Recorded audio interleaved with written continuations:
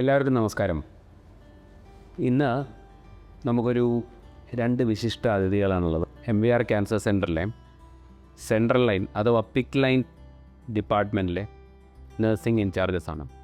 Sister ദീപ്തിയും sister ഇർഫാനിയും. രണ്ടുപേർക്കും സ്വാഗതം.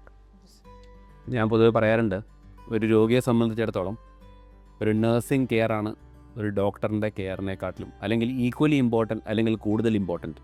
അപ്പോൾ സിസ്റ്റർ, ഞാൻ ഇന്ന് നമ്മുടെ ഈ എപ്പിസോഡിലേക്ക് വരാൻ ക്ഷണിച്ചതിനുള്ള കാരണം, ഞാൻ പറയുന്നതിനേക്കാട്ടിലും കൂടുതൽ ആധികാരികമായിട്ട് ഇതിനെക്കുറിച്ച് സിസ്റ്റർക്ക് പറഞ്ഞു തരാൻ പറ്റും. അപ്പോൾ സിസ്റ്റർ അറിയേണ്ട ഒരു കാര്യം എന്താണെന്ന് വെച്ച് കഴിഞ്ഞാൽ, ഒന്ന് ഈ സെൻട്രൽ ലൈനിനെ കുറിച്ചും, രണ്ട് ഈ കീമോതെറാപ്പി എന്ന് പറഞ്ഞ മരുന്നുകളെക്കുറിച്ച് പറയുമ്പോഴൊക്കെ രോഗികൾക്ക് ഈ ഇഞ്ചക്ഷനെ കുറിച്ചിട്ടുള്ള പേടിയാണ്. അപ്പോൾ പൊതുവേ ഒരു ഇത്രയും കൊല്ലത്തെ ഒരു എക്സ്പീരിയൻസ് എന്നുള്ള രീതിയിൽ ഈ ഒരു കീമോതെറാപ്പി കൊടുക്കുക എന്ന് പറഞ്ഞു കഴിഞ്ഞാൽ ആളുകൾ വിചാരിക്കും ഒരു കെമിക്കൽ അടിച്ച് കയറ്റാണ് എൻ്റെ ബോഡിയിലേക്ക്, ഭയങ്കര വേദന ഉള്ളൊരു സംഭവമാണ്. സിസ്റ്ററുടെ ഒരു അഭിപ്രായത്തിൽ എന്താണ് ഈ കീമോതെറാപ്പി കൊടുക്കുക എന്ന് പറഞ്ഞു കഴിഞ്ഞാൽ? സാർ പറയുമ്പോൾ തന്നെ പേഷ്യൻ്റ് വരുമ്പം പേഷ്യൻ്റ് ടെൻഷനാണ്. ഇതെന്ത് മരുന്നാണ് പോകുന്നത്, ഇത് പോയി കഴിഞ്ഞാൽ വേറെ പ്രശ്നങ്ങൾ എന്തെങ്കിലും ഉണ്ടാവുമോ, അടുത്തുള്ള വേറെ ആൾക്ക് ഇത് എക്സ്പോഷർ പോവുമോ, അങ്ങനെ പല ടെൻഷനാണ്. കുഞ്ഞുങ്ങളുള്ള വീട്ടിലേക്ക് തിരിച്ച് ചെല്ലാൻ പറ്റുമെന്ന് വരെ ടെൻഷനാണ്. പക്ഷെ അങ്ങനത്തെ ഒരു ടെൻഷനും ഇല്ല. ഇത് നമ്മൾ IV ഫ്ലൂയിഡ്, അതായത് സാധാ ഗ്ലൂക്കോസിനകത്ത് പല ടൈപ്പ് ഗ്ലൂക്കോസുകളുണ്ട്. അതിനകത്ത് ഓരോ മെഡിസിനും അനുയോജ്യമായ ഗ്ലൂക്കോസിനകത്ത് മിക്സ് ചെയ്തിട്ട് നമ്മൾ IV ക്യാനിലെ വഴി വളരെ സ്ലോയിലായിട്ടാണ് ഇഞ്ചെക്ട് ചെയ്തുകൊണ്ടിരിക്കുന്നത്. അതിന് ചോദിച്ച് പേഷ്യൻ്റ് പെയിനോ ഒന്നും വേറെ കാര്യങ്ങളൊന്നും ഉണ്ടാവില്ല. ചില പേഷ്യൻസിന് അത് ഏത് ഡ്രഗ് ആയാലും, ഒരു ആൻറ്റിബയോട്ടിക് ആയാൽ പോലും പല ടൈം ചിലപ്പം ചില റിയാക്ഷൻസൊക്കെ ഉണ്ടാവാം. ഓറൽ ആൻറ്റിബയോട്ടിക്കിന് പോലും ഉണ്ടാവാം. അപ്പോൾ ഈ കീമോതെറാപ്പി ഡ്രഗ്സിന് ചിലപ്പോൾ ചില റിയാക്ഷൻസൊക്കെ വന്നേക്കാം. റെഡ്നെസ്സോ ബ്രീത്തിങ് ഡിഫിക്കൽറ്റി അങ്ങനെ ചെറുതായിട്ട്. അതിനപ്പം തന്നെ നമുക്ക് ഫുൾ ടൈം ഡോക്ടേഴ്സ് ഉണ്ട്. നമ്മൾ അതിൻ്റേതായ അലർജിക്കുള്ള കാര്യങ്ങളാണെങ്കിൽ നമ്മൾ ട്രീറ്റ്മെൻറ്റ് കൊടുക്കുന്നു. അതിനെ നമ്മൾ സബ്സൈഡ് ചെയ്യാൻ ശ്രമിക്കും. അതിൽ നിന്നില്ലെങ്കിൽ നമുക്ക് ഡ്രഗ് മാറ്റാനും പല ഓപ്ഷൻസും ഡോക്ടറിൻ്റെ സൈഡിലുണ്ട്.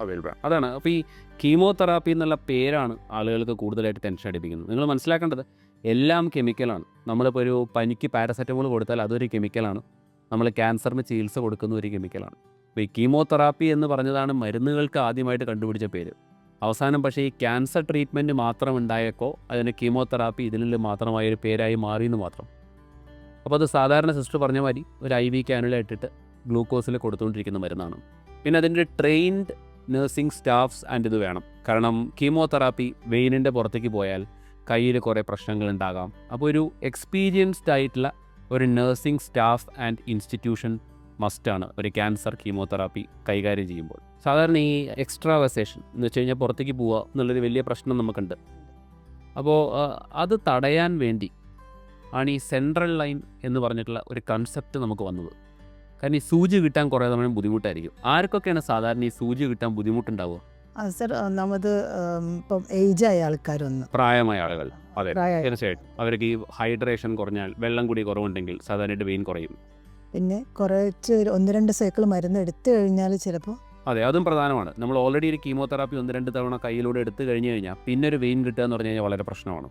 പിന്നെ അതിൻ്റെ പുറമേ സർജറി ചെയ്തു, ബ്രസ്റ്റ് സർജറി ചെയ്താൽ ആ ഭാഗം ഉപയോഗിക്കാൻ പറ്റില്ല എന്ന് പറയും. അപ്പോൾ നമ്മളൊരു കൈ കൊണ്ട് മാത്രം കുത്തിക്കൊണ്ടിരിക്കുകയാണ്. വണ്ണം ചില സമയത്ത് അല്ലേ, ഒരുപാട് വണ്ണം കൂടിയ പേഷ്യൻറ്റിന് നല്ല വെയിൻ കിട്ടണമെന്നില്ല. ഇതിൻ്റെ പുറമെ കുട്ടികൾക്കൊക്കെ ക്യാനിൽ കിട്ടാൻ നമുക്ക് ഇതേപോലെ തന്നെ 1-2 കീമോ എടുക്കുമ്പം തന്നെ പ്രയാസം വരും. ചിലപ്പോൾ വെയിൻ പിക്ക് ചെയ്യാൻ പ്രയാസം. അതേപോലെ ബ്ലഡ് സാമ്പിളിങ് എടുക്കാൻ പോലും നമുക്ക് ചിലപ്പം പീഡിയാട്രിക്കിൻ്റെ കാര്യത്തിൽ വളരെ ബുദ്ധിമുട്ടാണ്. അപ്പോൾ എല്ലാവർക്കും ദേഷ്യമാണ് ഈ സെൻട്രൽ ലൈൻ എന്നൊക്കെ പറഞ്ഞു കഴിഞ്ഞാൽ. പക്ഷേ എന്താണെന്ന് വെച്ച് കഴിഞ്ഞാൽ കൃത്യമായി വെയിനിലൂടെ കൊടുക്കണം കീമോതെറാപ്പി. ഇല്ലെങ്കിൽ കീമോതെറാപ്പിക്ക് ഒരുപാട് ദൂഷ്യമായ ഫലങ്ങളുണ്ട്. അപ്പോൾ അതുകൊണ്ടാണ് ഈ സെൻട്രൽ ലൈൻ എന്ന് പറഞ്ഞിട്ട് കൺസെപ്റ്റ് ഉള്ളത്. എന്തൊക്കെയാണ് സിസ്റ്റർ ഈ സെൻട്രൽ ലൈൻ എന്ന് പറഞ്ഞാൽ നമുക്ക് ഓപ്ഷൻ ഉള്ളത്? സെൻട്രൽ വീനസ് അസസിങ് ഡിവൈസസ്, അതാണ് ഇപ്പോൾ നമ്മൾ യൂസ് ചെയ്തത്. സെൻട്രൽ വീനസ് ആക്സസ് എന്ന് വെച്ച് കഴിഞ്ഞാൽ നേരിട്ട് ഹൃദയത്തിലേക്ക് മരുന്ന് പോകാൻ പറ്റുന്ന മാതിരിയുള്ള ഡിവൈസസിന് പറയുന്ന പേരാണ് സെൻട്രൽ വീനസ് ആക്സസ്. അതായത് നമ്മുടെ മേജർ വെയിനിലേക്ക് നമുക്ക് ഡ്രഗ്സ് കൊടുക്കാൻ പറ്റും. അതായത് നമുക്ക് വെയിനിന് ഒട്ടും തന്നെ ഡാമേജ് ഇല്ലാതെ നമുക്ക് ചെയ്യാൻ പറ്റുന്നത്. അതിലൊന്ന് നമുക്ക് പിക്ക് ലൈൻ ആണ്, പെരിഫറലി ഇൻസേർട്ടഡ് സെൻട്രൽ കത്തീറ്റർ. പിന്നെ നമുക്ക് കീമോപോട്ട് ഉണ്ട്. അതുകൂടാതെ ഹിക്മാൻ്റെ എത്തിയിട്ടുണ്ട്. പിന്നെ കാവാഫിക്സ്. ഇത്രയാണ് നമ്മുടെ ഹോസ്പിറ്റലിൽ ഇപ്പോൾ നമ്മൾ യൂസ് ചെയ്യുന്നത്. ഏറ്റവും കൂടുതൽ നമ്മൾ യൂസ് ചെയ്യുന്നത് പിക്ക് ലൈനാണ്. അപ്പോൾ കുറേ വിഭാഗങ്ങളുണ്ട്. ഇതിൽ സിസ്റ്റർ കുറച്ച് പേരുകളിലാണ് ഇത് പറഞ്ഞത്. പിക്ക് ലൈൻ എന്ന് പറയും, PICC എന്ന് പറയും, പെരിഫറലി ഇൻസേർട്ടഡ് സെൻട്രൽ കത്തീറ്റർ എന്ന് പറയും. എവിടെയാണ് ഈ പിക്ക് ലൈൻ ഇടാറ് സിസ്റ്റർ? നമ്മൾ ഈ കൈൻ്റെ ഈ ഭാഗത്ത് അപ്പർ ആമിൽ ഈ അപ്പർ ആമിലാണ്. ഇത് നമുക്ക് നമ്മൾ വിചാരിക്കും അതെന്താ ഒരു സർജിക്കൽ പ്രൊസീജിയർ ആണോ, എങ്ങനെയാണ് അത് ചെയ്യുക? ലോക്കൽ അനസ്തേഷ്യ മാത്രമേ നമുക്ക് അതിന് ആവശ്യമുള്ളൂ. പേടിക്കേണ്ട കാര്യം മയക്കേണ്ട ആവശ്യമൊന്നുമില്ല. ഇല്ല, ഒരു മയക്കേണ്ട ആവശ്യം, ഒരു സർജറിൻ്റെ രൂപമേ ഇല്ല അതിനകത്ത്.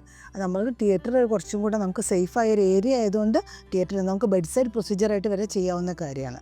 അതായത് ലോക്കൽ അനസ്തേഷ്യയിൽ നമ്മളൊരു ക്യാനുല എങ്ങനെ ഇടുന്നു അത്രയും നിസ്സാര കാര്യം ലാഘവത്തോടു കൂടിയാണ് നമുക്ക് ചെയ്യാം. പിക്ക് ലൈൻ വിടുന്നത്.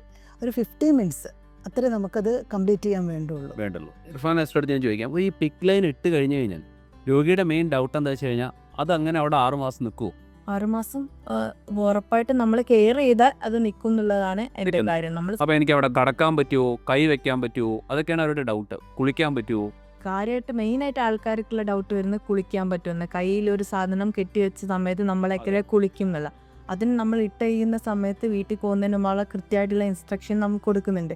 അതെന്ന് വെച്ചാൽ നമ്മൾ എന്തെങ്കിലും ഒരു തുണി വെച്ചിട്ട് ആദ്യം അത് കവർ ചെയ്തിട്ട് അതിൻ്റെ മുകളിൽ നമുക്ക് ഇപ്പോൾ മാർക്കറ്റിൽ അവൈലബിൾ ആയിട്ടുള്ള ക്ലീൻ റാപ്പേഴ്സ് പോലെ സാധനങ്ങളുണ്ട്, ഗമ്മില്ലാത്ത സാധനങ്ങൾ.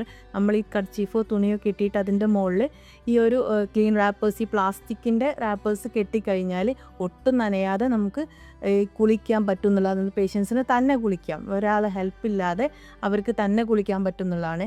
പിന്നെ നമ്മളിതിൽ ശ്രദ്ധിക്കണം, നമുക്ക് കുളിക്കുന്നതിൻ്റെ തൊട്ട് മുമ്പ് മാത്രമേ ഉള്ളൂ നമ്മളിത് കെട്ടിവെക്കാൻ പാടുള്ളൂ. കുളിച്ച് കഴിഞ്ഞാൽ അപ്പം തന്നെ നമ്മളിത് അഴിച്ചു മാറ്റണം. ഇല്ലെങ്കിൽ നമ്മളവിടെ കുറേ സമയം അത് മൂടിക്കെട്ടുന്നതുകൊണ്ടുള്ള ഈർപ്പൊക്കെ അതിനകത്ത് വന്നിട്ടുള്ള ബുദ്ധിമുട്ടുകളുണ്ടാവും. പക്ഷേ വേറെ ഒരാളെയും സഹായം ഇല്ലാതെ പിക്ക് ലൈൻ ഇട്ട ആൾക്ക് സ്വന്തമായിട്ട് അവരുടെ കാര്യങ്ങൾ ചെയ്യാൻ പറ്റുന്നതാണ്. ഈ വേദനയോ അല്ലെങ്കിൽ വീട്ടിൽ ജോലി എടുക്കുക, അപ്പോൾ സ്ത്രീകൾക്കൊക്കെ മെയിൻ സംശയം അതാണ്. അപ്പോൾ എനിക്ക് ഭക്ഷണം ഉണ്ടാക്കുക, അടിച്ചു വരി തുടയ്ക്കുക, ഇതൊക്കെ ഒരു പിക്ക് ലൈൻ ഇട്ടിട്ട് നമുക്ക് ആ കൈ കൊണ്ട് പറ്റുമോ? തീർച്ചയായിട്ടും പറ്റും. നമ്മൾ പിക്ക് ലൈൻ ഇടുമ്പോൾ ശ്രദ്ധിക്കേണ്ട 2 കാര്യങ്ങൾ മെയിനായിട്ട് പറയുന്നത്, ഒന്ന് നമ്മൾ വെയിറ്റ് എടുക്കാൻ പറ്റില്ല. വെയിറ്റ് എടുക്കുന്ന സമയത്ത് ആ പിക്ക് ലൈനിൽ ബ്ലഡ് തിരിച്ചു വരാനോ പിക്ക് ലൈൻ ക്ലോട്ട് ആവാനുള്ളൊരു സാധ്യതയുണ്ട്. അതുകൊണ്ട് വെയിറ്റ് എടുക്കരുത്. പക്ഷേ ബാക്കിയെല്ലാം കട്ടിങ് ചെയ്യാം, വെജിറ്റബിൾസ് കട്ട് ചെയ്യാം, കുക്ക് ചെയ്യാം, വാഷ് ചെയ്യാം, നമുക്ക് അടിച്ചു വാരാം. ഇങ്ങനത്തെ വെയിറ്റ് ഇല്ലാത്ത എല്ലാ ജോലികൾക്കും അവർക്ക് തന്നെ ചെയ്യാവുന്നതേ ഉള്ളൂ. പക്ഷേ ഈ സമയത്തൊക്കെ നമ്മൾ നനയാതെ നോക്കണം. നനഞ്ഞു കഴിഞ്ഞാൽ ആ സ്റ്റിക്കർ പറഞ്ഞു കഴിഞ്ഞാൽ ആ പിക്ക് ലൈൻ മുഴുവനായിട്ട് പുറത്തു വരാനൊരു സാധ്യത ഉള്ളതുകൊണ്ട് നനയാതെ നോക്കുക എന്നുള്ളൊരു കാര്യം മാത്രമേ ഉള്ളൂ. വെയിറ്റ് എടുക്കരുത്. പക്ഷെ വെയിറ്റ് ആണെങ്കിൽ ഒരു കപ്പ് വെള്ളമൊക്കെ നമുക്ക് എടുക്കാം, ചെറിയ വെയിറ്റുകൾ എടുക്കാം. അതിൽ കൂടുതലുള്ള ഒരു വെയിറ്റുള്ള കാര്യങ്ങൾ എടുക്കരുതെന്ന് മാത്രമേ ഉള്ളൂ. അണുബാധയാണ് പിന്നെ ഒരു പ്രശ്നം. ഇൻഫെക്ഷൻ, അവർക്ക് വിശർക്കും, അല്ലെങ്കിൽ കുറേ പേരുടെ അടുത്ത് പറയാറുണ്ട്, സാർ ഇതിൽ ഒരുപാട് വേർപ്പുണ്ടാവാറുണ്ട്. അപ്പോൾ ഈ ഇൻഫെക്ഷൻ റിസ്ക് കൂടുതലാണോ? ഇൻഫെക്ഷൻ എങ്ങനെ തടയാൻ സാധിക്കും? സർ, ഇൻഫെക്ഷൻ റിസ്ക് കൂടുതലാണെന്നുള്ളതല്ല, നമുക്ക് ചെറിയ റിസ്ക് ഉണ്ട്. ഒന്ന് നമ്മുടെ പേഷ്യൻസ് എല്ലാം അതായത് ന്യൂട്രോപെനിക് ആവാം, പ്രതിരോധം പ്രതിരോധം കൗണ്ട് കുറവാണ്, കീമോ എടുത്തുകൊണ്ടിരിക്കുകയാണ്, ആ ഒരു ചാൻസ് ഉണ്ട്. പിന്നെ പേഷ്യൻസിന് അത് നമ്മൾ നേഴ്സിംഗ് സൈഡിൽ നിന്ന് നമ്മൾ ശ്രദ്ധിക്കുന്നുണ്ട്. നമ്മൾ അതിനനുസരിച്ച് നമ്മൾ അതായത് അസെപ്റ്റിക് ടെക്നിക്സ് യൂസ് ചെയ്തിട്ടാണ് ഡ്രസ്സിങ് നമ്മുടെ ഓരോ സ്റ്റാഫും യൂസ് ചെയ്യുന്നതും. അതിൻ്റെ കെയർ ആൻഡ് മെയിൻ്റനൻസ് നമ്മുടെ എല്ലാ സ്റ്റാഫിനും തന്നെ അറിയാം. അവരെല്ലാവരും നന്നായിട്ട് ശ്രദ്ധിക്കും. പിന്നെ പേഷ്യൻ്റായിട്ട് ശ്രദ്ധിക്കാനുള്ള കാര്യങ്ങൾ, അവരത് ഒത്തിരി സെറ്റ് ആവാന്നുണ്ടെങ്കിൽ, ഒത്തിരി ഡാമേജ് തന്നെ വരുന്നുണ്ടെന്ന് തോന്നിക്കഴിഞ്ഞാൽ ഉടനെ ഡ്രസ്സിങ്ങിന് വരണം. അപ്പോൾ ഡ്രസ്സിങ് മാറ്റണം. 7 ഡേയ്സ് കൂടുമ്പോൾ നമ്മൾ ഡ്രസ്സിങ്, ഐഡിയലി 7 ദിവസമാണ് നമ്മൾ പറയാറ്. അതിൻ്റെ ഇടയിൽ അതെങ്ങാനും സോയിൽ ആവുകയാണെന്നുണ്ടെങ്കിൽ അപ്പം തന്നെ ഡ്രസ്സിങ് മാറ്റണം. ഇനി അതല്ല അവർക്ക് വീട്ടിൽ നിന്ന് വേറെ എന്തെങ്കിലും ബുദ്ധിമുട്ടുണ്ടെങ്കിലും ഡയറക്റ്റ് നമ്മളെ കോൺടാക്ട് ചെയ്യാനുള്ള നമ്പറും നമ്മൾ പേഷ്യൻസിന് കൊടുക്കുന്നുണ്ട്. ഹോസ്പിറ്റലിൽ കണക്ഷനും കൊടുത്തിട്ടുണ്ട് വേറെ. അപ്പം നമുക്ക് അവർക്ക് പറഞ്ഞു കൊടുക്കാൻ പറ്റും കുറച്ചും കൂടെ. ഒരുപാട് ദൂരത്തുനിന്നൊക്കെയുള്ള രോഗികളാവുമ്പോൾ ഇപ്പോൾ 7 ദിവസം കൂടുമ്പോൾ ഡ്രസ്സിങ്ങിന് വരിക എന്ന് പറഞ്ഞു കഴിഞ്ഞാൽ അവർക്ക് വലിയ സങ്കടമാണ്. അപ്പോൾ നമ്മൾ എത്ര ദിവസം വരെ അത് കൂട്ടാൻ പറ്റും, അല്ലെങ്കിൽ അടുത്ത് വല്ലതും പറ്റുമോ എന്നുള്ളതൊക്കെയാണ് രോഗികളുടെ സംശയം. നമ്മൾ മാക്സിമം 14 days ആണ്. നമ്മൾ 14 ദിവസമാണ് മാക്സിമം പറയുന്നത്. ഐഡിയലി 7 ദിവസമാണ്. 7 ദിവസമാണ് അതിൻ്റെ ശരിയായ ഒരു കാലാവധി. പക്ഷേ ഈ പറയുന്ന പോലെ ഒരുപാട് ദൂരത്തിന് യാത്ര ചെയ്ത് വരണം എന്നുള്ളൊരു കാരണം കൊണ്ട് പേഷ്യൻസ് പറയും ഞങ്ങൾ ശ്രദ്ധിച്ചോളാം ഒരു 14 days വരെ എന്ന് പറഞ്ഞിട്ട് അവർ ചെയ്യുന്നുണ്ട്. പക്ഷേ 14 days നമ്മൾ അനുവദിച്ചു കൊടുത്താലും ഈ 14 daysൻ്റെ ഉള്ളിൽ എപ്പോഴാണ് ഇതിനെന്തെങ്കിലും ഇൻഫെക്ഷനോ ഡ്രസ്സിങ് എന്തെങ്കിലും നനയോ ചീത്തയാവോ അല്ലെങ്കിൽ എന്തെങ്കിലും ഇൻഫെക്ഷൻസ് ഒക്കെ വളരെ കുറവായിട്ടാണ് കാണുന്നത് എങ്കിൽ പോലും എന്തെങ്കിലും ഒരു ബുദ്ധിമുട്ട് അതിനുണ്ടെങ്കിൽ അപ്പം തന്നെ വന്ന് ഡ്രസ്സ് ചെയ്യണം എന്നുള്ള രീതിയിലാണ് ചെയ്യുന്നത്. അങ്ങനെയുള്ളൊരു ഒരു സംഭവം അടുത്താണ് ഈ കീമോ പോർട്ട്. ഈ കീമോ പോർട്ട് എന്ന് പറഞ്ഞു കഴിഞ്ഞാൽ ഈ പിക്ക് ലൈനിനെക്കാട്ടിലും ഭേദമാണോ, അതോ അതേമാതിരി എന്ന സംഭവമാണോ? ഈ പോർട്ട് ആർക്കാണ് ഇടേണ്ടത്? കീമോ പിക്കിനേക്കാളും കുറച്ചും കൂടെ സേഫ് സൈഡ് സേഫാണ് കുറച്ചും കൂടി കുറച്ചും കൂടെ. Chemo port. അതായത് പേഷ്യൻ്റ് കുളിക്കുന്നതിന് പ്രശ്നമില്ല, പേഷ്യൻ്റ് വിയർത്താൽ കുഴപ്പമില്ല. പോർട്ട് എന്ന് പറഞ്ഞു കഴിഞ്ഞാൽ ഒരു ഡിവൈസാണ്, അത് ഈ തൊലിയുടെ താഴെ വെക്കുന്നത്. സർജിക്കൽ പ്രൊസീജിയർ, ഒരു ചെറിയൊരു സർജിക്കൽ പ്രൊസീജിയർ, ഒരു അരമണിക്കൂറിൻ്റെ സർജിക്കൽ പ്രൊസീജിയർ. അരമണിക്കൂർ സർജിക്കൽ പ്രൊസീജിയറാണ്, അതും ലോക്കൽ അനസ്തേഷ്യ തന്നെ. അപ്പോൾ ഈ പോർട്ട് കീമോ പിക് ലൈൻ മാതിരി എല്ലാവിധ കാര്യങ്ങളും പോർട്ടിലൂടെയും പറ്റുമോ? അത് ഈ പിക്കലിലൂടെ നമ്മൾ യൂസ് ചെയ്യുന്ന എല്ലാ കാര്യങ്ങളും പറ്റും. ബ്ലഡ് സാമ്പിളിംഗ് സാമ്പിൾ എടുക്കാനായാലും, അതായത് സാർ പറഞ്ഞ പോലെ വൺ സൈഡ് ഇപ്പോൾ ബ്രസ്റ്റിൻ്റെ സർജറി കഴിഞ്ഞൊരു പേഷ്യൻ്റ് ആണെങ്കിൽ നമുക്ക് അവിടെ പ്രിക്ക് ചെയ്യാൻ ഓപ്ഷൻ ഇല്ല. ഇപ്പോൾ രണ്ട് സൈഡ് കഴിഞ്ഞ പേഷ്യൻ്റ് ആണെങ്കിൽ നമുക്കൊരു ഓപ്ഷനല്ല പ്രിക്ക് ചെയ്യാം. അപ്പോൾ പോർട്ടാണെങ്കിൽ നമുക്ക് ബ്ലഡ് സാമ്പിൾ എടുക്കാൻ പറ്റും, പേഷ്യൻറ്റിന് കീമോതെറാപ്പി കൊടുക്കാൻ പറ്റും. ഇൻ കേസ് എന്ത് ഒരു IV ഫ്ലൂയിഡ് എന്തിനും നമുക്ക് യൂസ് ചെയ്യാം, ഒരു മെഡിസിൻ കൊടുക്കാൻ പറ്റും. ഒരു ധാരണയുണ്ട്, കീമോ പോർട്ട് എന്നുള്ള പേരാകുമ്പോൾ അത് നമുക്ക് കീമോ കൊടുക്കാൻ മാത്രമാണെന്ന് നമുക്ക് ധാരണയുണ്ട്. പക്ഷേ ഗ്ലൂക്കോസ് കൊടുക്കാനും ആൻറ്റിബയോട്ടിക്സ് കൊടുക്കാനും ഒക്കെ പോർട്ട് സഹായിക്കും. പോർട്ടിനാണെങ്കിൽ കുറച്ചും കൂടി ഡ്യൂറബിലിറ്റി കൂടുതലാണ് അല്ലേ? പിക് ലൈൻ 5 to 7 years ഒക്കെ നമ്മൾ ഒരു 5 കൊല്ലം വരെയൊക്കെ ഒരാൾക്ക് ശരീരത്തിൽ വെക്കാൻ പറ്റുന്നത്. അപ്പോൾ ഒരു 4ാം സ്റ്റേജിലൊക്കെ നമ്മൾ ട്രീറ്റ്മെൻറ്റ് കുറേ എടുത്തുകൊണ്ട് ഇത് കൺട്രോൾ ചെയ്തതിൻ്റെ രോഗികൾക്ക് പോർട്ടും ഒരു ഈക്വലി ഗുഡ് ഓപ്ഷനാണ്. ഈ രക്തം കയറ്റാൻ വേണ്ടിയിട്ട് ഈ പ്ലേറ്റ്ലെറ്റ് ബ്ലഡ് അതൊക്കെ കയറ്റാൻ വേണ്ടിയിട്ട് ഈ പിക് ലൈനൊക്കെ ഉപയോഗിക്കാൻ പറ്റും. തീർച്ചയായിട്ടും ഉപയോഗിക്കാം. രക്തം നമ്മൾ ഈ സാമ്പിളിങ്ങിന് ബ്ലഡ് ടെസ്റ്റ് ചെയ്യാൻ വേണ്ടി ബ്ലഡ് എടുക്കുക എന്ന് പറയുന്നത് പോലെ തന്നെയാണ് ബ്ലഡ് കൊടുക്കാനും പ്ലേറ്റ്ലെറ്റ് കൊടുക്കാനും എല്ലാം നമുക്ക് ഈ പിക് ലൈനും ഈ പറഞ്ഞ പോലെ കീമോ പോർട്ടും എല്ലാ ഈ സെൻട്രൽ ആക്സസ് ഡിവൈസസുകൾ നമുക്ക് ഉപയോഗിക്കാൻ പറ്റും. അവസാനത്തെ ഒരു ചോദ്യം എന്താണെന്ന് വെച്ച് കഴിഞ്ഞാൽ ബേസിക്കലി നമ്മൾ ഈ പിക് ലൈൻ കീമോ പോർട്ട് ഇതൊക്കെ തുടക്കത്തിലാണോ ഇടേണ്ടത്, അതോ ഇനി നേരത്തെ പറഞ്ഞ മാതിരി ഇപ്പോൾ സിസ്റ്ററുടെ ആയി പറയുന്നത് വെയിൻ കിട്ടാതെ വരുന്ന സമയത്താണ് ഇടേണ്ടത്? തുടക്കത്തിൽ തന്നെ ഇട്ടാൽ നമുക്ക് വേറൊരു അതായത് ആദ്യത്തെ 2-3 കീമോ ഒക്കെ കൊടുത്തു തുടങ്ങുമ്പോഴത്തേനും വെയിന് ഡാമേജ് ഭയങ്കര പ്രധാനമാണ് ഈ ഉത്തരം. അതെ, ഡാമേജ് വരുന്നുണ്ട്. ചിലപ്പോൾ ചില ആൾക്കാർക്ക് ഇത് ബ്ലാക്ക് കളറിലേക്ക് ഒരു തവണ വേദന തുടങ്ങിയാൽ ആ വേദനയായിട്ട് മാറുകയുമില്ല വെയിനിൽ. പിന്നെ ഫസ്റ്റ് കീമോയിൽ അങ്ങനെ വന്ന പേഷ്യൻ്റ് ടെൻഷനായി.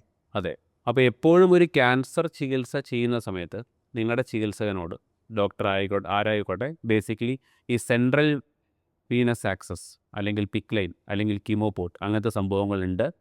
എല്ലാവരിലും ചിലപ്പോൾ ആവശ്യമുണ്ടാവില്ല, ചിലർക്ക് നല്ല വെയിൻ ഉണ്ടെങ്കിൽ അതിൻ്റെ ആവശ്യം വേണ്ടി വരില്ല. എന്നാലും അതൊരു ഡിസ്കഷൻ പോയിൻ്റ് ആണ് തീർച്ചയായിട്ടും. അപ്പോൾ ഇത്രയും സമയം ഞങ്ങൾക്ക് വേണ്ടി ചിലവഴിച്ചതിനും വിലപ്പെട്ട വിവരങ്ങൾ പറഞ്ഞു തന്നതിനും വളരെയധികം നന്ദി. തീർച്ചയായും. Thank you.